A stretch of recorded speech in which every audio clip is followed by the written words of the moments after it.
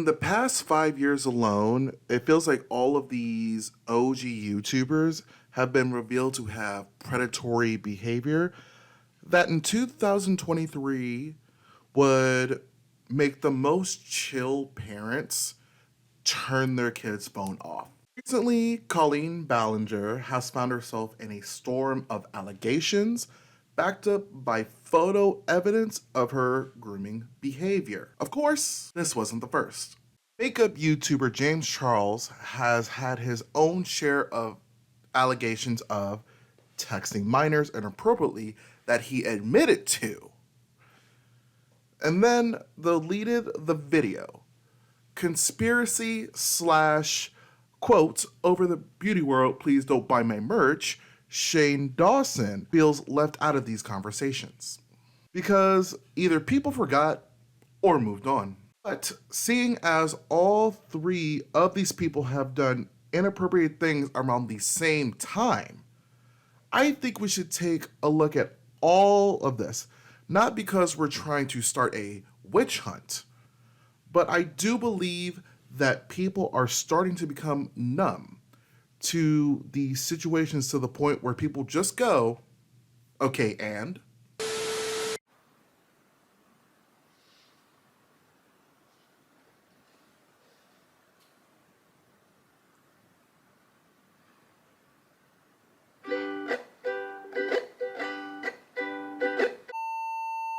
Hello everyone, James Charles here, and today I'm going to be making a very important video about a very important topic.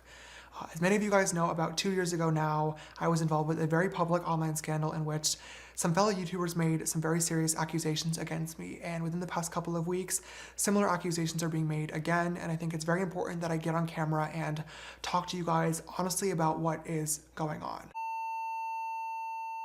Hi. If you've been watching me for a while, then you know that I have done a lot of things in my past that I hate, that I wish I could make go away, that I try to make go away by deleting videos or untagging my Instagram things or literally doing whatever I can to pretend like those things didn't happen. Because yes, I apologize for a lot of them, but I'm 31, almost 32. Those apologies suck. What is up, everybody? Yes, I returned to your phone, your computer, your TV, your tablet, your laptop. I don't know what you're watching me on today, right now, but welcome back. It's me, it's Malcolm, and today, you clicked the video, you saw the title, you know why we're here. I have kind of wanted to do this video for a good minute now because I feel that, one, the Shane Dawson stuff, a lot of people have just seemed to have forgotten about that. So we're going to talk about all the Shane Dawson stuff that, once again, I feel like people forgot about. And then we're also going to talk about, of course, Colleen Ballinger and James Charles. And I think we are looking at the past, present, and future of like all three creators at the same time. Whereas Shane is in the future of Colleen's present, but James Charles is still in the past, if that makes sense. It'll make sense when I go through everything. I have a lot of video clips. I have some screenshots. I have some thoughts. I have a script because I did write this down because there was a lot that I did not want to like get wrong or miss. You're also going to see me referencing the Cosmopolitan article about James Charles where they were like, can James Charles be forgiven please, or some BS, whatever that stupid shit was. So we're going to be talking about that. I definitely want to talk about the Colleen Ballinger stuff a little bit more because I think Peter Mon definitely brought up a good point, which is we need to not let these stories go away. That is why James Charles is still on the YouTube platform today. That is kind of why Shane Dawson is still here today. So I think we really need to look back and just kind of look at all these things and see, you know, what really happened, you know? So I will be breaking up this video into 3 parts. Part 1 being about Colleen Ballinger, part 2 being about James Charles, and part 3 being about Shane Dawson. I will leave some timestamps for those that already kind of know about one situation, not the other. So I will leave those timestamps. Also, I do know some people do not watch my videos all the way through. I'm not insulted by that, So I will definitely leave you some timestamps for those people as well. Without further ado, ladies, gentlemen, gays, theys, legends alike, let's start talking about Colleen Ballinger. Ladies and gentlemen, where do I even begin with this Colleen Ballinger stuff? Well, it all started when a now ex-YouTuber, Cody Rants, posted their experience with the Colleen Ballinger fandom and their group chat. To this day, I don't understand what Cody's motivation was with this whole thing because of the backlash that they received and them like leaving the internet altogether.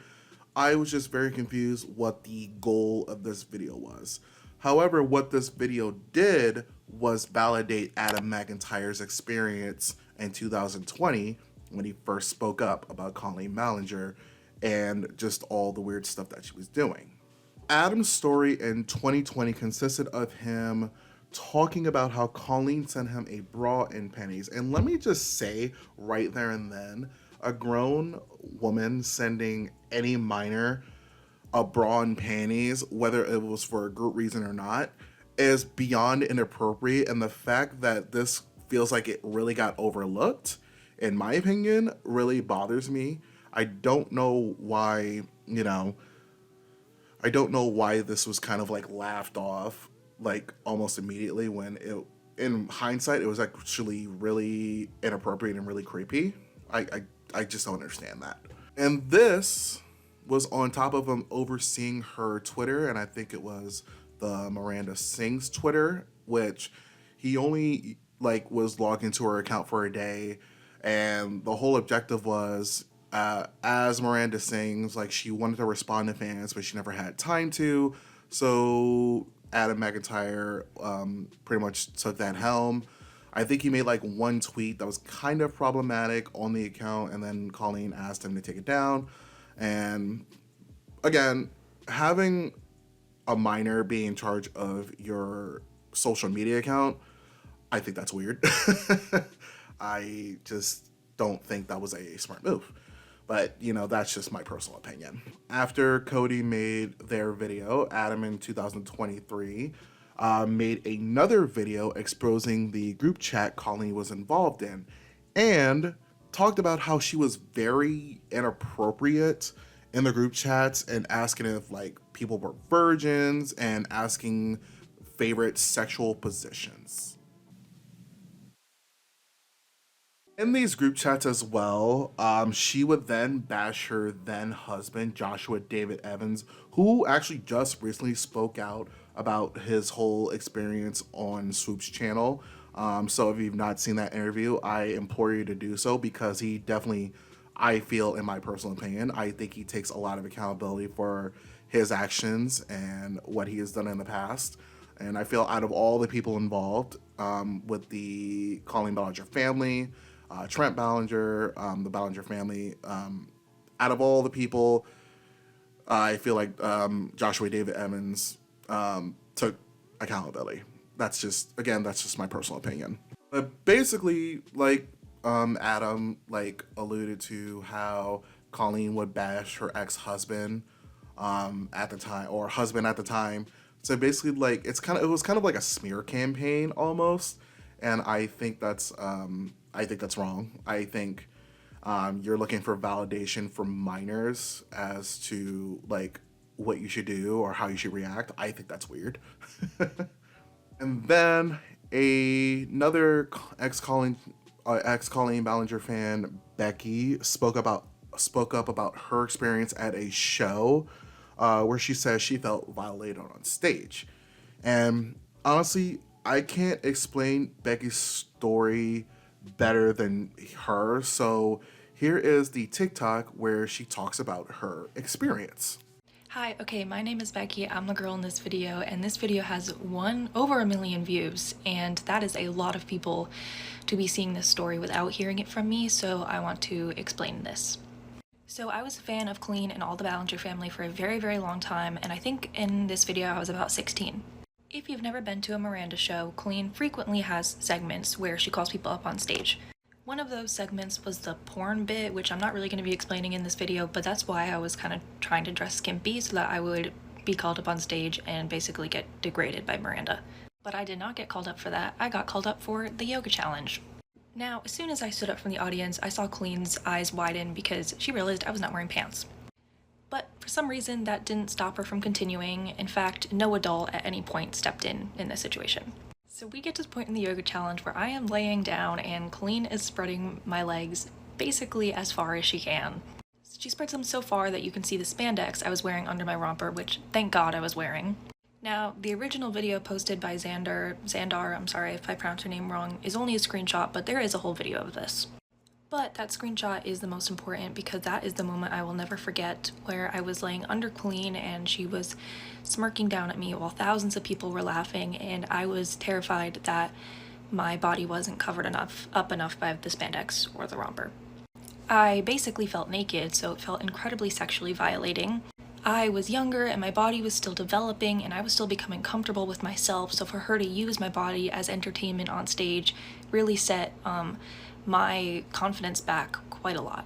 And not to mention, after all this, after the show, I had to walk back to my car where there was many men staring at me in a very predatorial way that they were not looking at me before because of how exposed I had been on stage. So I literally did not feel safe leaving the venue. And I'm not saying this was sexual assault, although people are debating that in that comment section, but as someone who has been sexually assaulted, this situation gave me that same feeling where it feels like you need to purge and like clean out your insides, you know, just that nasty, gross feeling. There's a couple comments on Xandar's video being like, oh, she signed up for that, why is this such a big deal, blah blah blah. Colleen exploited my minor body for entertainment and money and did not protect my safety at this show.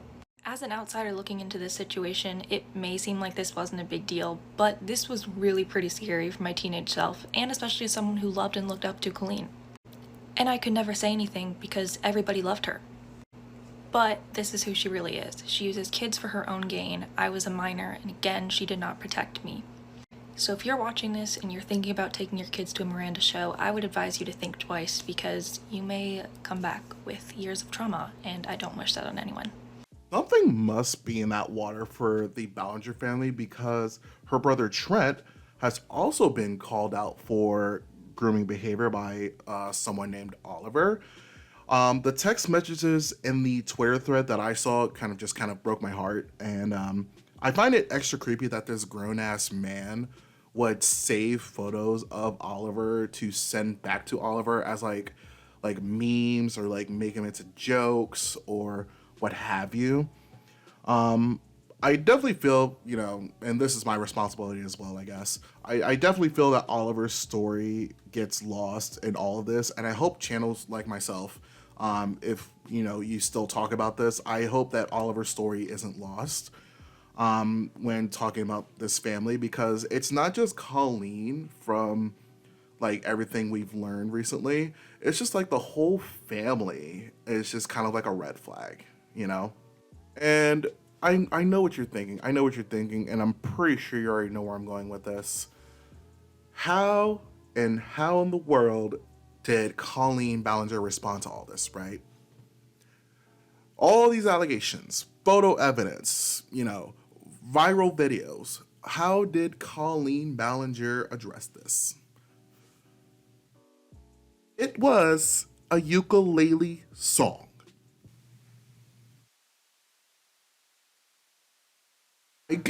You could not script that. You could not write a joke about how she was going to respond, but a ukulele song basically saying that everything was just rumors and that she wasn't a groomer, she was a loser. You know, the self-rejecting is so hard, but she's not a groomer, she's a loser. Okay. And I was going to read the comments to see if people were still talking about this video and like commenting under Colleen Ballinger's video that she put on her second channel, by the way, because that's another manipulative tactic that I think I've talked about in a video before, where she went to the place that had the least amount of followers. That way when she posted whatever she was going to post, she could then say she addressed it. This is not uncommon for problematic people to do, where they post something on a different channel with a lot less followers just so they can say they talked about it. It's not uncommon, so it's not really that surprising. But I went to go look at the comments under her ukulele video, and the only newest comments were from 3 months ago. And I find that incredibly suspicious, because YouTube did do an update with the comment system, but it just feels like the comments on that video or like any of Colleen's videos were like held for review. For those that don't know what that means, you can do a setting if you're a YouTube creator or post a video where you can hold videos until you approve it. So seeing that the newest comments were from 3 months ago just kind of tells me that all comments from then on to now have been held, just so more negative comments don't get through. But I think she was also deleting comments anyway, so like it really didn't matter. I'm also genuinely shocked by how many people are defending her, going like, you don't know the whole story. Like that's kind of like the number one excuse I've been seeing. But then my counteract to that, because it seems like such an oxymoronic phrase, is that you also don't know the whole story. So to then try to invalidate people's trauma and experiences by saying, oh, well, all these people don't know the whole story, so why are we commenting on it? While you're also commenting on it about how people don't know the whole story. It's just kind of like a circular argument, and I wish people would stop using this excuse to try to defend somebody. And honestly, I could keep going on and on about how distasteful the Miranda Sings character was, and that Colleen created, and like just the privilege she had, like the privilege of like being offline and financially being okay because she amassed so much like money from all these videos. Just the privilege of that alone, especially with her problematic behavior. I could go on and on about that, but I won't. Because I think we have to finally start talking about someone who just can't seem to stay away from the phone. And more importantly, DMs. Yes, we're going to talk about James Charles. It all started in April of 2019. James Charles posted a video of him promoting Sugar Bear hair vitamins so he could get some VIP passes to Coachella. So bomb. But most importantly, I've been dealing with a lot of anxiety recently, and it always comes late at night when I'm laying in bed thinking, which is not fun or fresh. So I've been taking these 30 minutes before bed, and they've been really, really helping. So if you guys want to check them out, you can swipe up. However, his former friend, Tati Westbrooks, was a direct competitor of Sugar Bear hair. This is very important.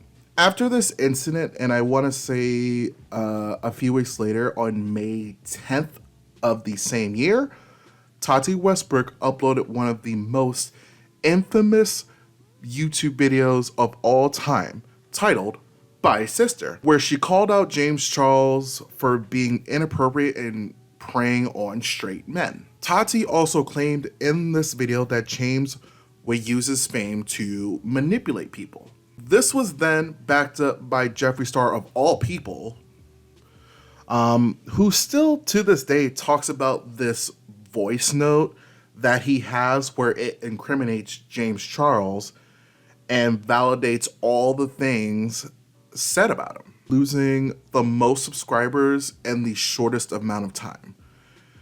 That being 3 million subscribers in a few days.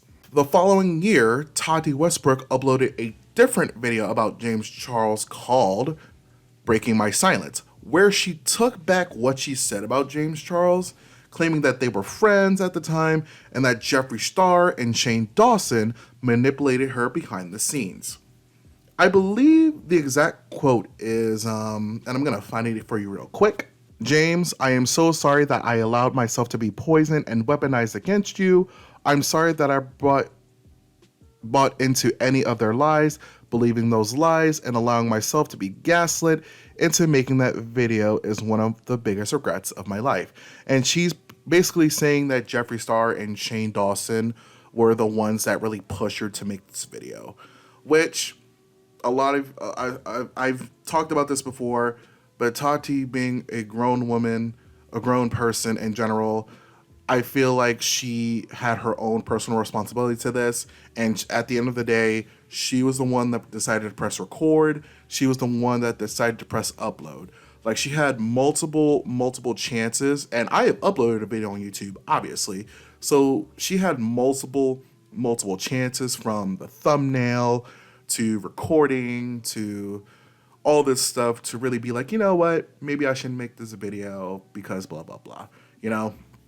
So I'm sorry. I just to this day, I still don't buy that.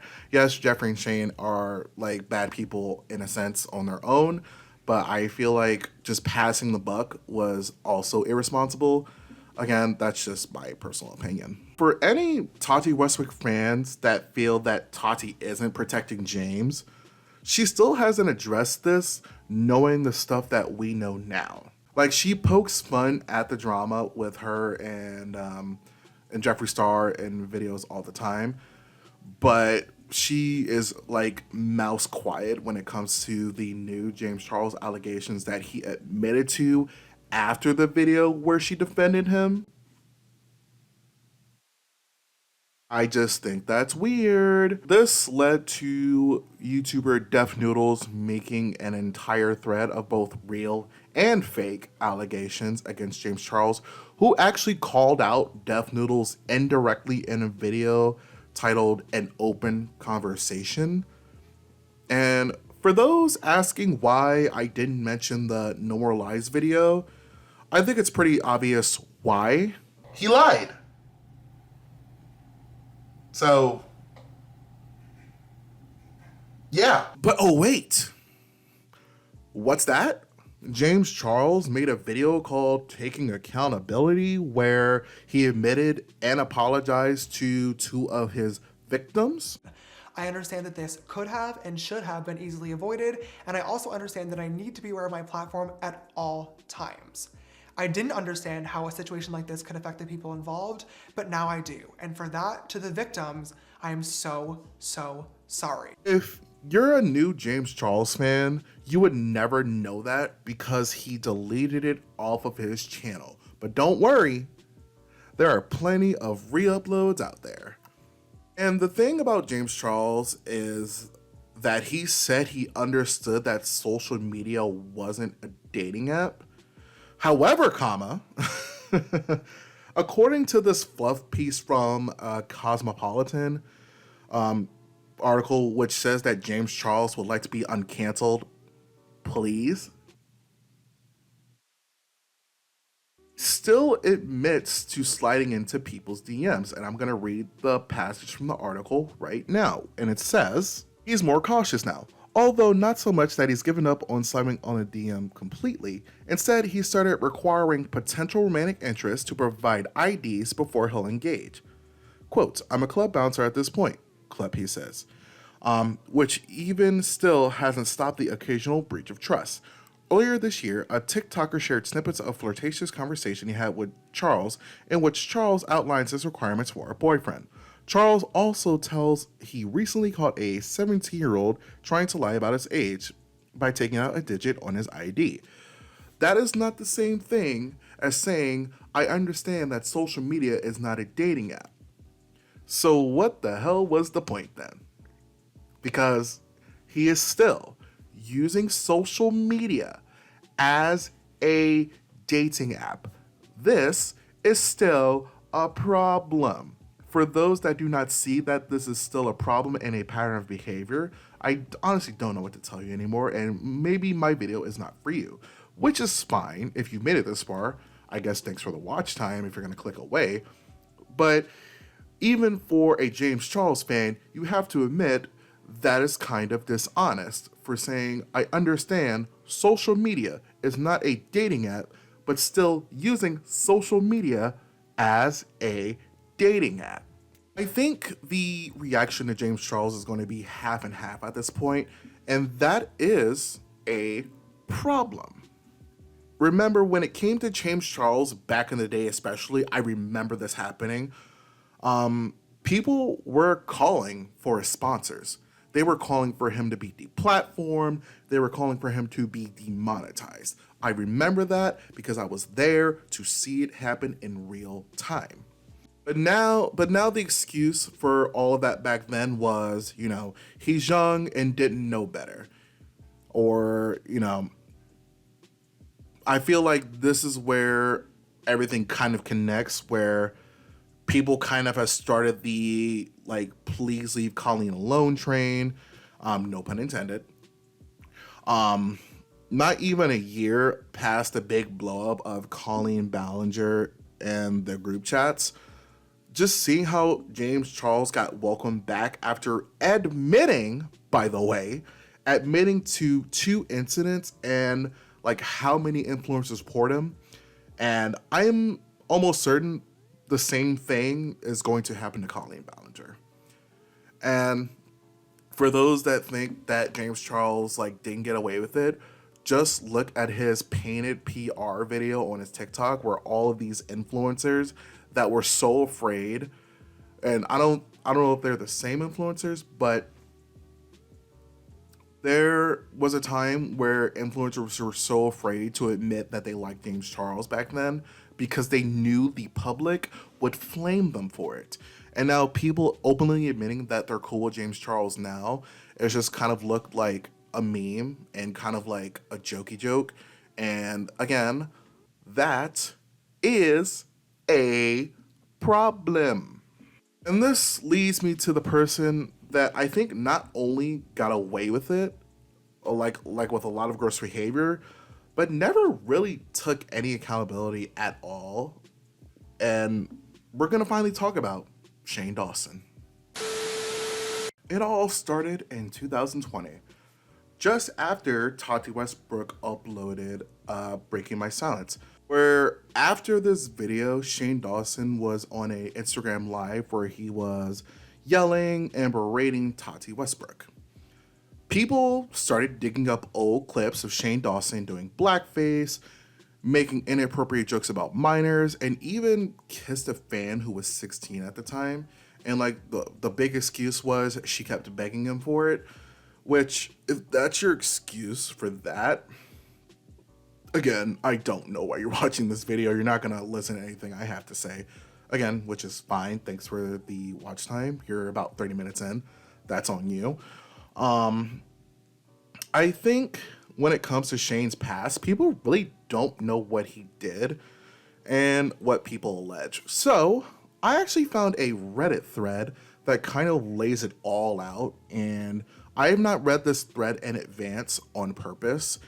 So all of my reactions here are going to be 100% genuine. I'm probably gonna recognize some things, but when it comes to the whole list of things, I don't remember that all. So without further ado, here is the Reddit thread, and it reads as follows. I just want to give credit to the Reddit user Humble Benefit 4865, and this was from a couple months ago when the Colleen Ballinger stuff blew up, and it reads as follows.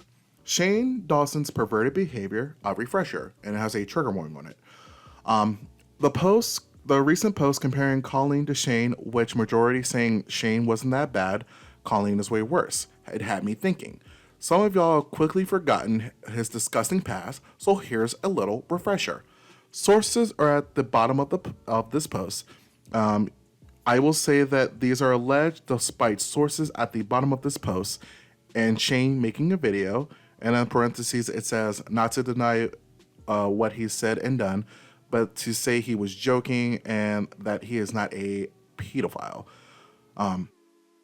This is a recount / description only of videos that are available on YouTube. And it goes as follows. He showed a picture of a baby in a bath, naked, and then asked if it is considered CP. He said, quote, "It is only CP if you can see a ding-dong."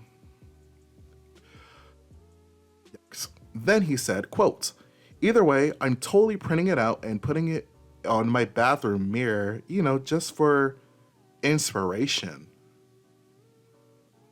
Oh, yeah, what the hell, dude? I know about this one. Imitated masturbating to a poster of 11-year-old Willow Smith. And I do remember this because Jada Pinkett Smith was not having it. She definitely, as much as like Jada Pinkett Smith is in hot water right now, or whatever you want to call it, in the public eye right now, she was definitely in mama bear mode that day. Because I remember seeing the video where Shane Dawson was acting like he was touching himself to a poster of Willow Smith, and people were just saying it's a joke and it's humor. Went on Omegle and asked the young woman / girl, age unverified, if she could twerk for him and his mom, which she did. He then said, "Tell her to show herself." What the hell? Oh, it's a long list. You're gonna be here for a while. Alt photos of a girl who was, quote, probably 6 years old, sexy, and also said what was wrong with someone touching themselves to a picture of a naked baby, which he admitted to searching naked baby. Let me just pretend I'm a P-file. I Google photos of naked baby and they were sexy. Haha, just joking. Why is when someone looks at a picture of a naked baby and touches themselves to it, they can get arrested? Co-host said all your followers are probably 6 years old, which Shane replied, #yum. This is a grown-ass man, by the way, guys. This is a grown-ass man. But it's jokes, right? Anywho, as a child, he would touch kids on the street.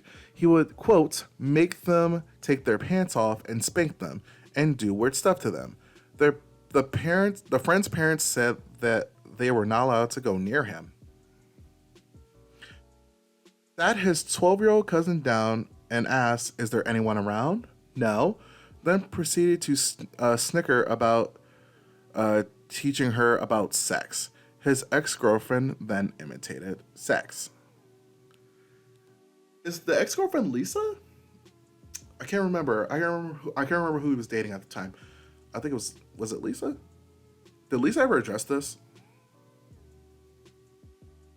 Can't remember. Anyway, separate video he says to same cousin, child, "Good job, blank, but next time shake your boobs a little bit more." To another young girl standing next to her, quote, "Take off your jacket and show more." Later on, he said, "I have a lot of child touchers watching. So could you please eat a cocktail weenie?" And then he proceeds to put it in her mouth and says, "Now do it slow." And he then proceeds to make sexual moaning sounds as she's eating it. And he said, "I like the taste of that cocktail weenie. It tastes so good." I remember seeing this video. Yeah. That was weird. That was a big yikes. Big yikes. In a skit, he acted as both an adult and a child. The adult says, quote, "You got the question wrong. You know what that means." He then proceeds to unzip his pants and urinate all over the child he was playing. Okay. In a separate video, he said it's time to see some sexy bitches wearing his Hot Topics merch. He had Hot Topic merch? When? I don't remember that. Quote, "There is a slideshow which contains clearly underage girls. He is moaning in a perverse way and says, if I Justine, I think that's a YouTuber, if I Justine wasn't watching, I would R-word all of you," then groans.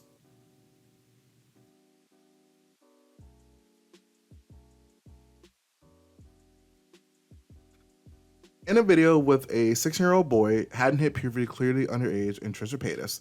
Trisha points out that Shane is wearing a shirt that says "Blow Me," to which Shane points as the boy.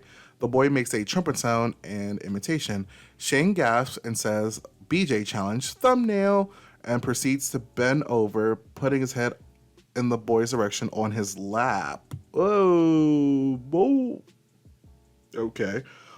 Trisha asks who would do better in a lap dance, the minor or Shane. The minor says, "We're not doing this," and Shane smiles as raises his eyebrows at the camera. Trish thinks the minor would, as they had a dance off earlier. The minor then gets up and starts dancing, bends over in Shane's direction. Shane smiles and his eyes widen, looking at his behind. Then Shane comments on his underwear, pulling the minor's underwear up and looking at them, commenting on his underwear. How did YouTube let this slide for so long? What the hell? And I think this is the last part, yes. Chris then asks him how much can the minor fit in his mouth. Shane asks, quote, "Can you fit your fist in your mouth?" Then actions for him to do it. Trisha then attempts, then the minor tries with Shane saying, "You really gotta stick it in there." "Yeah, I'll show you later." Then the minor then gasps. Shane then says to the minor, "I do actually have my lube coming out." The boy asks why they don't hang out. He then says, "We're hanging out right now." And Trish says, "Yeah, but I'm here as a supervisor." The minor then says, "So you're telling me if we weren't making videos, you wouldn't hang out with me?" Then switch to Shane. She responds, "No, I would babysit you." In a separate video with the same minor, with just the minor and Shane, Shane explains why the minor had texted and asked Shane, "I want to make a really creepy video." And Shane asked, "What, lose your virginity?" And he said, "Not yet, I'm not 18. Separately, I recall a video skit he made with a child puppet, which was sexually explicit. I do remember that. I'm not showing you any of that footage because it's really weird. There was also a live he did with underage girls where he asked if his ding dong was showing because he wasn't wearing any pants. I'm just kind of like, how did YouTube let this slide, I guess? You know? And you're like, okay, surely Shane addressed all this and more, right? Well, yes and no. He did upload a video titled "Taking Accountability." And I actually wrote notes about his apology because even if I show clips of a Shane Dawson, even if I show clips, right? Like a Shane Dawson stan will probably just say that I'm like reaching, or I'm obsessed, or, I'm making something out of nothing. So I don't even feel like wasting my energy with that. But I did write notes. So it starts off by saying that he was trying to get away from his old videos by deleting and untagging himself. Then also says that his past apology sucked, which is a great way to start off your accountability. He talked about his racist videos and went on to say, "I hate that person, but, it actually contradicts what he said in his comeback video, where he said that, yeah, the videos are bad, but they also help people." So yeah, the racist videos were so bad, but they also helped people. Like my brain hurts. So yeah, when Shane Dawson continues for the rest of this accountability video, just remember down the road he goes, "Yeah, but the videos helped people," therefore invalidating this apology.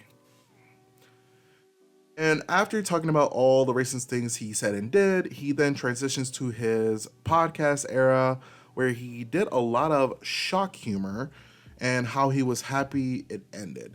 So much so that he started doing a podcast again, but this time just focusing on conspiracy theories. Which, I mean, hey, probably the best genre to stay in, where even if he did say something outlandish, it wouldn't be like taken that badly. It could just be like excused a lot easier. I just want to remind everyone, and I'm speaking into this mic directly right now, I just want to remind everyone that there's actual video evidence of Shane posting pictures of children in his video doing a lot of sexual poses. Now, I want you to remember that as I show you this clip from his accountability video. I swear on my life, I am not somebody who would ever talk about a child, like in seriousness. I would never talk about a child in any way that was inappropriate. That is disgusting, that is gross, it is not something I would ever do. It is something I did for shock value or because I thought it was funny or like, oh my God, my child molester character or whatever. It's all gross, and I promise that is not real. That is not me. Have I done sketches where kids were saying crazy things? Yes. Do I regret it? Yes. Okay, so on Daily Booth, I asked you guys to show me your best face. That was the day I was on a lot of Vicodin. Sounded like a fun game at the time. Let's look at some of the fun pictures. The video then finishes off with Shane talking about how he's changed and all this stuff that went into how he says he wasn't the mastermind behind Tati Westbrook's calling James out. To this day, I think he still swears by that. Honestly, whether or not he was the mastermind behind the Tati Westbrook video, he still follows both Colleen Ballinger and James Charles. So yeah, there's no way, as someone that watches YouTube all the time, as Shane Dawson has said he does, there's no way that he does not know about the new stuff with James Charles and the Colleen Ballinger allegations. And honestly, I would not be surprised, and this, again, I would not be surprised if Shane Dawson's next, like, big deep dive person video is Colleen Ballinger. That's not a joke. I know I make a lot of jokes on this channel. For some reason, I would not be that surprised if Shane Dawson did a whole docuseries on Colleen Ballinger and trying to save her name. I only bring this up because Shane Dawson and his past, like, everything kind of connects, right? Let me explain. All three of these people, in some sense, have had inappropriate interactions with minors. In different ways, yes. But looking at this pattern, we are literally seeing in real time, how people move on. Looking at Shane Dawson, you see a lot of people either don't know or don't care anymore about what he did because he addressed it. So in that sense, we really are seeing the future for Colleen Ballinger if she just keeps not taking accountability and then uploads like it's like all well and good.